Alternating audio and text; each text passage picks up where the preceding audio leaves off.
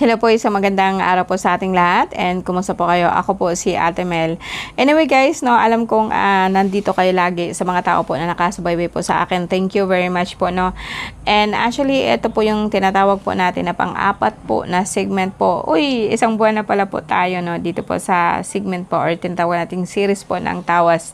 Nasa Capricorn po tayo guys and December 22 hanggang January 19 para po sa inyo ang card po na to and ang mechanics po natin lagi is like isipin po ninyo na nandito po kayo sa akin sa harap ko and nasa gilid po ang aking altar and isipin po natin na yung araw po ay nakatutok po sa ating noo and habang po tayo po ay nagdadasal, no. Let us begin, no. Sabayan po ninyo ako, no. Hingang malalim po. So, pag hingang malalim is nakakatulong po ito na makapasok po yung hangin, papasok po dito sa ating third eye. And isipin po natin talaga pong maaabot po nito ang ating isipan po, no. Papasok po sa ating brain and papunta po sa ating likod, lalo na po yung tinatawag po nating spinal column, no. So, let us begin, no. Hingang malalim po. Then hold po, no. Then release.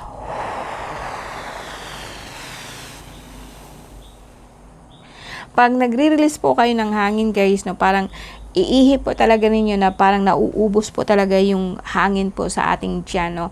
Nandyan na po yung mga kabag, nandyan na po yung hindi maganda, no. And may mga nakain po tayong hindi natutunaw, no. Nakakatulong po ito. So, gawin po ninyo ito at least 10 times po, no, bago po kayo matulog. And the same procedure po, isipin po niyo lagi po yung araw. Dito po nakatutok po sa ating noo. And ulitin po natin, okay? Hingang malalim. Then hold. Then release po. I-release po natin.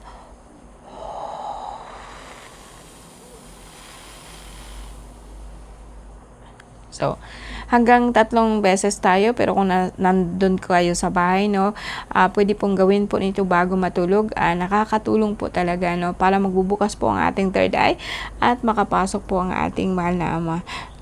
Dasal, the same ulit, no. Imagine po yung araw na nakatutok po sa ating noo. Inhale, hingang malalim po, no. Then release. Okay, so relax. Relax po. Okay, and then begin sa prayer po, no. Mahal na Diyos amang makapangyarihan po sa lahat, naway basbasan po ang pangalan po ng basbasan po ninyo ang pangalan po na bibigkasin ko na naway maging makapangyarihan po sa pamamagitan po ng lakas nyo. Kristak, ortak, ominatak, hokmitak, aminatak, hiptak, doay, milumia, hokbe, biromia, obaramdakak na. And ang poder po ng mahal na Jesus, Jesus Domini Eterno, Jesus Domini Di, Jesus Rixum Dium, Jesus Emmanuel Jah, Salvador del Mundo, Aklo, Akdom, Akdom, Jesus Cristo, Yeshua, salva me. And sa pamagitan din po ng mahal na ina ng laging saklolo, no, naway bigyan mo po kami, basbasan mo po kami ng masaganang buhay, bigyan mo po kami ng matiwasay po na pamumuhay, magandang pag-iisip, and align po na kung saan para po makareceive po kami ng iyong blessing, hindi lang po sa katawan kundi po sa financial. Maraming salamat po, no. So let's begin po.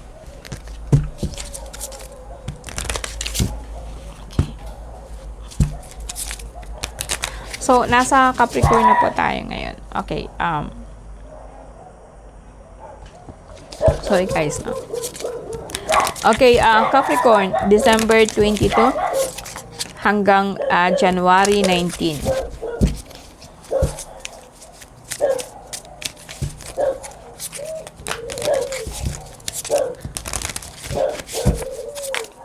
Capricorn. Oh, Diyos ko. Bigyan mo po ako ng liwanag sa kaisipan para po sa mga taong Capricorn.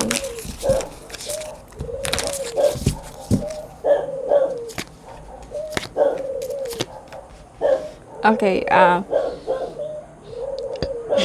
sorry.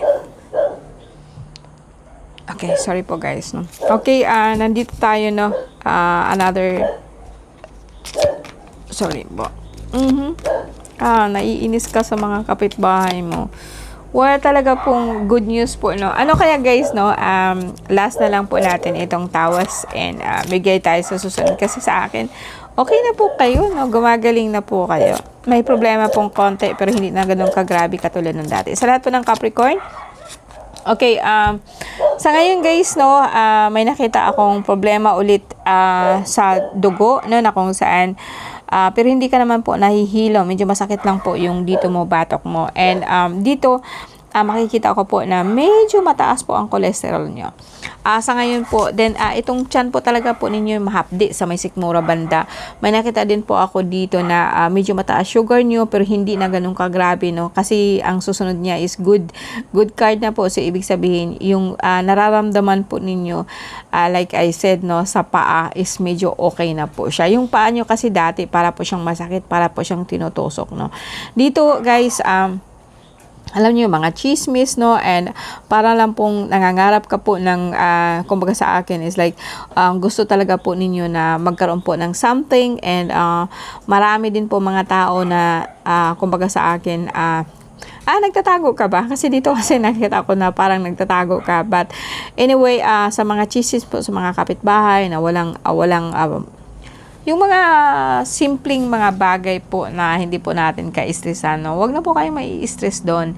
Kasi ito, may nakita po kasi akong mga kapitbahay na parang kumbaga sa akin, puro chismis lang, binabantayan ko ano po yung ginagawa mo, and dito nagagalit ka po talaga. Kaya iniiwasan mo po sila, no? Anyway, hindi po sakit to, kundi problema lang po talaga na kung saan physical, no? And guys, no, talaga pong maganda po. Medyo ang sugar mo, may problema ka sa sugar pero nag-okay, dugo mo is okay. Like under control po siya, no? Control mo siya, no? Yung dugo mo, like kaya mo siyang kontrolin or napababa mo yung dugo mo. Pati po ang sugar niyo, guys, no? Congratulations po, no, sa lahat po ng Capricorn. Medyo okay po talaga siya, no? Tingnan natin, no? So,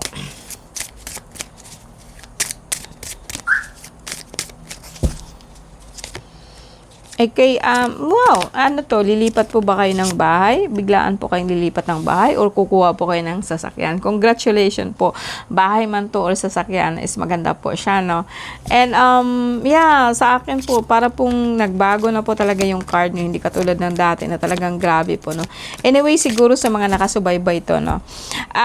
Guys, alam niyo may kunting problema po kayo sa pag-ihi, like sa mga lalaki po, parang barado po ang lagusan po ng ihian nyo. And sa babae naman po, may nararamdaman ka po dyan sa mattress mo, no? Pero sa akin, as I said, dahilan po ito na medyo matagal na siguro itong mataas po talaga ang ano nyo, yung tinatawag nating cholesterol, no? Kaya po kung minsan talaga po, hirap po kayong umihi. So kung lalaki ka, ang gagawin mo kasi nito is like bawasan mo po yung mamantikain. Bawasan mo yung mamantikain, bawasan mo po yung mga matitigas. Pero usually mga prito, mga lamang loob po, no. And of course, no, yung maalat, no. Bawal po ito sa mga lalaki po talaga kasi ang prostate mo talagang yun ang nagpapahirap sa iyo. Yung parang ang daloy ng dugo mo, yung daloy po ng ihian mo is parado. Well, pwede kong sabihin na rashes po, no, kuminsan medyo masakit po ang likod mo, nangangalay po siya, no, and pwede pong sabihin po natin na talaga pong okay kayo, no. Sa akin, ang prostate mo, guys, is hindi pa naman siya ganun kalala. Siguro nagsimula ito mga ilang araw pa lang po, no. And sa akin, pwedeng alam niyo sa mga lalaki kasi, pag barado po ang ihian nyo, yung maramdaman mo yan na parang sige po ang ihi mo or pabalik-balik ka po mag-ihi, no? Like, mag-ihi ka po ngayon, tapos makakaramdam ka na naman ng ihi ulit, no? And kung hindi pa naman siya masakit, pero more on, lagi po ikaw nag-iihi, may problema ka na po nun. Ito yung sabihin ko sa'yo, although sabihin po natin na medyo ito ang problema mo, medyo nahihirapan ka nito, pero hindi pa naman ito grabe, no? And madadala pa po ito sa herbal. So sa lalaki po na may prostate, alam niyo yung buko. No, ang ginagamot ko po talaga sa prostate, yung barado po talaga ang hian nyo. Yung buko kasi ilalaga po ninyo yun. Or kung meron kang kalandiuling dyan, so alam niyo yung buko, so alisin po ninyo itong ibabaw, tapos palabasin po ninyo yung parang bao niya, pero wag po ninyong butasan, no? Tapos iwanan po ninyo itong iwanan po ninyo yung tinatawag po natin na yung balat niya po na hilaw. So, iwanan po niyo yun, and then ano po ninyo ito, kumaga sa Bisaya ba, ilong-agon, or sabihin po natin na idarang po ninyo ito, or isaing po ninyo ito na may laman pa, may balat pa. Pero kung talaga pong wala po kayong ganun, and sa akin, pwede po ninyong gumamit po kayo ng stainless po na lutuan, and then alisin po ninyo itong pati laman, tapos pakuluan po siya. And ang gagawin po ninyo dyan is lalo na po sa umaga po na hindi ka pa po nakakain, wala pa pong laman ang tiyan, and nakaihi ka na po, and then inumin po ninyo ito habang mainit pa. And gawin ninyo yan siya pagkagising, and then bago matulog. Ayun po ang pinakamagandang panlinis po sa ating tinatawag po natin na yung mga asin-asin kasi nun matutunaw po, no? And tutunawin po nung sabaw po ng nyog, kasi yung sabaw ng nyog pag nakulo po siya, no, yun po ang mabisang pantunaw po ng mga toxic po sa katawan natin. And during the day, so bawasan mo din yung mga soft drinks, bawasan mo po yung mga aalat, bawasan mo po yung mga tataba. Usually talaga mataba, lalo na yung karning baka at saka manok, no? So, sa inyo guys, ito lang po ang nakita kong problema po sa inyo. Saka yung parang sinisikmura po kayo lagi, no? Parang kasi naiinis kasi kayo lagi, no, sa kapitbahay po na kayo na lang po ang binabantayan. Now, sa babae naman po, well, siguro sa regla mo, pero hindi naman talaga siya yung grabe, no?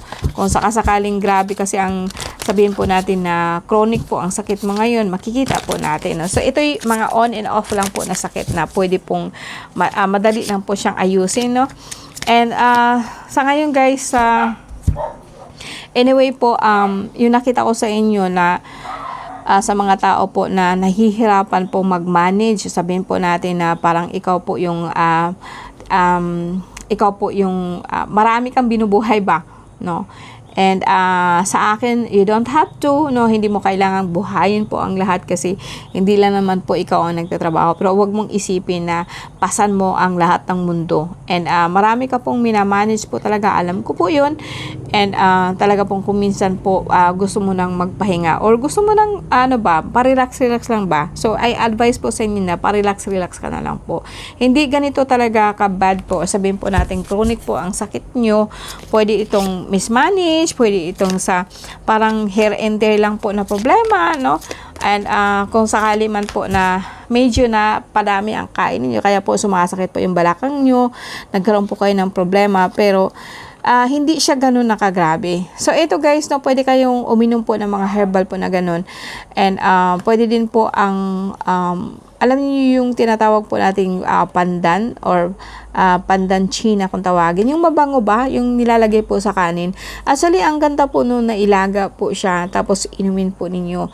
Maganda po ninyong gawin yun sa mga bata na mahilig po sa mga chichirya, no? Ilaga po ninyo yun, tapos ihalo po ninyo sa juice, kahit basta hindi po siya matamis masyado, and then naiinom po ninyo yun.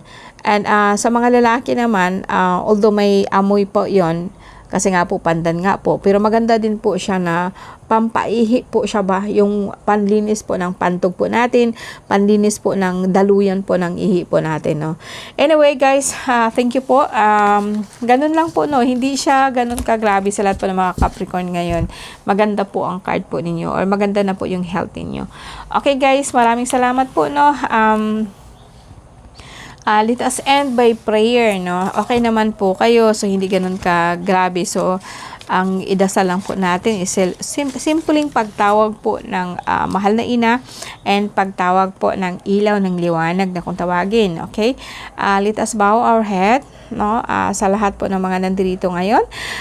Reina Entierro Sora, Reina Trinidad, Verbo Jesus at Adal Makmamitam, and Adam Actam Adonai, Sancto Cristo, Cruci Omnipotente, Sancto Ilovam Semperternos, Dios Omnipotentes, Dios in Cali in Tierra, Sancto Cruci Cristo Jesus, Illumini Populi.